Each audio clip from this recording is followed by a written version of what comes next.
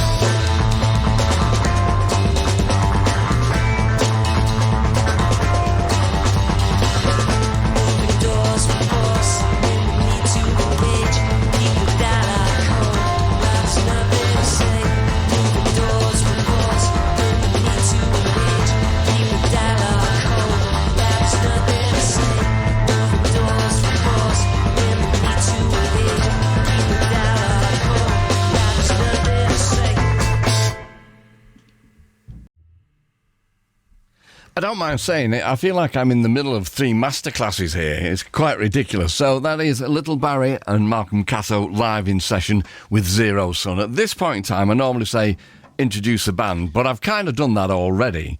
And, of course, I go back a long way with you, Barrie, and indeed you, Lewis. Probably, I think we're looking at maybe 19 years or something ridiculous like that. It's got to be about that now. Right? It has, hasn't it? Yeah. So tell me, how did you meet Malcolm then, Barrie?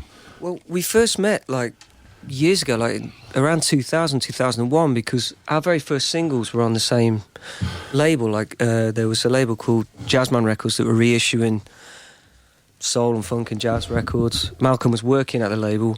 The early Little Barrie singles came out on their sort of sister imprint called Start Reality, which was putting out original records, and our first 3 singles were on that, and Malcolm was in had a band called the Soul Destroyers at the time. So we were label mates, so we met then, and we saw Mal playing drums then with the Soul Destroyers, and we were massive fans instantly, and then sort of lost touch for years, didn't we, Mal? For a good while there, B, yeah. And then I bumped into AD from Heliocentrics. He said, oh, you should check out Malcolm's studio, and then it sort of started from there, and then in the aftermath, you know, what happened with... He was in Virgin, we weren't sure what to do, and I talked with Mal about maybe trying to do a side thing one day. Me and Lewis thought, well, maybe we'll try and record something with Mal and just see how it goes and see what we get out of it. And we thought maybe we'd get a couple of tracks, but we ended up with that first album, Quatermass 7. Out of it. Yeah. I mean, it's an open invitation to a thief, innit? So you've got Malcolm enter the frame and he's got a recording studio. What do you think's going to happen next, then? Exactly what did happen. So was it a mutual respect then, obviously, then, Malcolm? Oh, yeah, totally. Yeah, I've known Barrie for a while and always, admired what he does, and he is a lovely fellow, which really helps. You know, no, he's not. No, I mean, I've known him. I've known him for as long as you. He's a monster. No. He's an outrage. No, he is. He's a proper sweetheart and a huge talent, as you say. And so, with the album then, Electric War. So, did you record it in your studio anyway, Malcolm? Yeah, that's right. Yeah. Okay. So did you need anybody else's help? Did you enlist a producer? Because I imagine you guys know exactly what you're doing. Well, you know, props to Malcolm. Malcolm's produced and mixed this record. Right, okay. You know, because we really like what Mal had done with the Heliocentrics and the Soul Destroyers, and we loved his drumming and stuff. So, you know, Mal's one of the few kind of people we trust. Right. And especially because we had so much fun making the first album, we were really happy that he wanted to do another. And, you know, Mal's brought a lot of stuff out of, I'd say, definitely out of me. I don't know what you think. Yeah, definitely. But stuff that we wouldn't have come up with without working together. And he's pushed us in a good way, really. Right. And he's made our music more original and, yeah, opened our minds to new things, you know. And it's just been a buzz playing together, you know. It's been brilliant. Okay, so, I mean, Malcolm, here's a question. As a respected producer, if you could have brought anybody else in to produce the album, who would you have gone for? It's truth. That's a question and a half, isn't it? Mark Ronson, so we'd sell loads of copies, maybe, I don't know, that might be nice. Taylor Swift on backing vocals. Yeah, that sort of thing. We can sort this. Don't you worry about that. Okay, so you've just been on tour, how was that?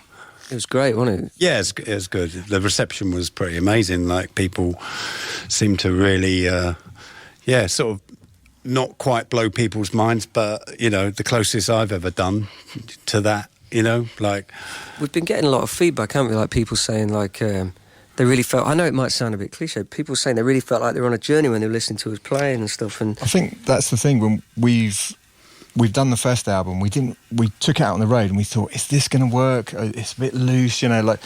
And some of it, you know, some of the songs we're playing every night, we don't know how they're going to go. We're just going to... This is the head, this is where we're going to head for, and... That's a start, we'll see what that's happens, a finish, see what happens in the middle. But I think that kind of excites people, yeah. Yeah, of course it does. I mean, if you don't know where you're going, then the audience certainly won't, will they? Yeah. It's been cool having that sort of combination of more sort of short and neater songs, but also us being able to stretch out and have a chance to sort of... Yeah, a bit of improv. A bit, you know? Yeah. Because that has been part of what we like doing, but we've never really done that. So it's been interesting having that mixture, and the audience have been really responding to it. I mean, we got a lot of... amazing amount of warmth from the audiences. Yeah, they've been really lovely, haven't they? Yeah. Like, you know, really, really nice people we've met. It's great. Well, that's always great to hear. We want to get out and do more dates as soon as we can, really, later in the year or something. Right, sure. Yeah. And so, I mean, I was going to say, when you went in to do the album, did you have a kind of a rigid structure for the songs? Because the musicianship, I was wondering if it was like, funnily enough, I played Badge by Cream last night, and I just wondered, the cliche with Cream was like one of them would just wait for somebody to stop playing for a second and then jump in and do a solo. Can it be like that with you guys, where you're like, well, Barry's just stopped? I mean, I guess I've been wigging out a little bit, but I guess the interesting thing about this lineup, because of Lou and Malcolm, although there is a bit more improv in some tunes, that it's still very, very rhythm driven, and that's the main focus, really. We did have a structure, and then Malcolm got set to the songs and tore them apart and put them back together. But in a good way. ways. It's like when we did the first album, we had one tune, and Malcolm's like, have you ever thought about changing the bass line? I was like, what's wrong with it? You know. Right. Well, that's a producer's job but sometimes. But when he suggested Lewis play something different when we did it, I was like, oh man, he's right. You know, this is amazing. And yeah. So we were more...